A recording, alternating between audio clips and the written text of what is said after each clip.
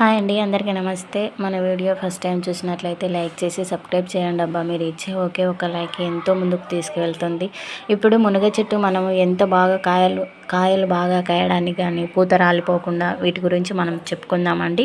మనం మునక్కాయలు ఎప్పుడైనా సరే మనం సరైన ఎరువులు ఇస్తే బాగా కాస్తాయండి. మునగ చెట్టు బాగా కాయలు కాయాలి అంటే ఫస్ట్ ప్రతి 2-3 నెలలకు ఒకసారి పురుగులు ఎరువులు వర్మి కంపోస్ట్ అలాంటివి వేస్తూ ఉండాలి. వర్మి కంపోస్ట్ అయితే 5 నుంచి 10 కేజీలు వేసుకోవాలండి. నీమ్ కేక్ అలాంటివి కూడా చల్లాలి. బాగా పనిచేస్తుంది అలాంటి నీమ్ కేకు. లేదంటే పూతకు ముందు దశలో అయితే జీవామృతం వంటివి వేసుకోవాలి. పొటాష్ ఎక్కువగా కూరగాయలకు మాత్రమే వేస్తారు. దీనికి బూడిద తెగులు అలాంటివి ఏమి ఉండవండి. ఇది వుడ్ అంటే మనకు చెక్క అది కాండం తొలుచు అనేది వస్తుంది, అది రాకుండా చూసుకోవాలి. పొటాష్ అనేది ఎక్కువగా వేయాలండి. ఇది ప్రూనింగ్కి వస్తే 4 నుంచి 5 అడుగుల ఎత్తులో మనకు కట్ చేసుకుంటే బాగుంటుంది. కొత్తగా సైడ్ కొమ్మలు వస్తాయి కదా, వాటిపైనే ఎక్కువగా పూలు బాగా వస్తాయండి. నీరు మాత్రం ఎక్కువ నిల్వ ఉండకుండా తేమ శాతం ఉంటే చాలు. ఎప్పుడో ఒకసారి పోసినా చాలండి. వేసవిలో మాత్రము 5 రోజులు 6 రోజులకు ఒక్కసారి అయినా సరే పోస్తూ ఉండాలి. చలికాలంతో అయితే అవసరమే లేదు. ఇంకా మునగపూత రాలిపోకుండా ఉండాలంటే మనం ముఖ్యంగా నీటి లోపం ఉంటే పోతుందండి మునగ ఆకుపూత.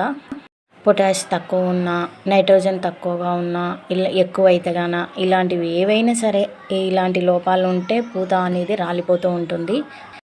వీటికన్నింటికి పరిష్కారం ఏమిటి అంటే మనము పొటాష్ ఎక్కువగా కొంచెం ఒక 5 గ్రాముల పొటాష్ లీటర్ నీటిలో కలుపుకొని స్ప్రే చేస్తే బాగా పనిచేస్తుంది. బూడిదను కూడా నీటిలో కలిపి ఫిల్టర్ చేసి స్ప్రే చేస్తే బాగుంటుందండి. మనకు పురుగుల కోసం అయితే నీమ్ ఆయిల్ 5 ml లీటర్కి స్ప్రే చేస్తే చాలా బాగా పనిచేస్తుంది. ఇవి మామూలుగా మునక్కాయలు అయితే ఏ టైంలో బాగా కాసాయంటే మామూలుగా అయితే వర్షాకాలంలో సెప్టెంబర్ నుంచి జనవరి వరకు కాపు అనేది ఉంటుంది. సీడ్ అయితే మాత్రం ఎనీ టైం కాస్తుందండి. కొన్ని రకాలవి అయితే ఎప్పుడు బాగా కాస్తూనే ఉంటాయి. విత్తనాన్ని బట్టి ఉంటుందండి. వేసవికి వచ్చేసరికి ఇవి బాగా తగ్గవచ్చు అని అనుకుంటున్నాను.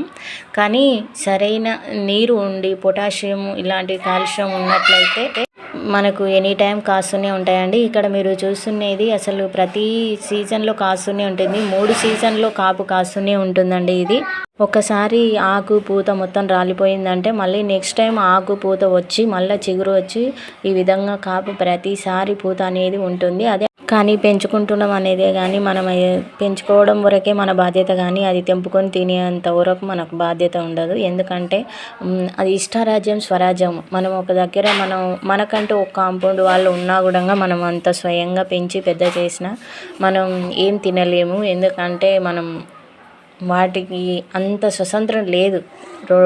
అసలు ఎవరెవరు తెంపుకోవడం ఎవరెవరు తినడం అలా ఉంటుంది. పూత అయితే ఈ విధంగా కాస్తుందండి. కాపు చాలా బాగా వస్తుంది. కాయ కూడా చాలా బాగుంటుంది. ఈ సీడ్ విత్తన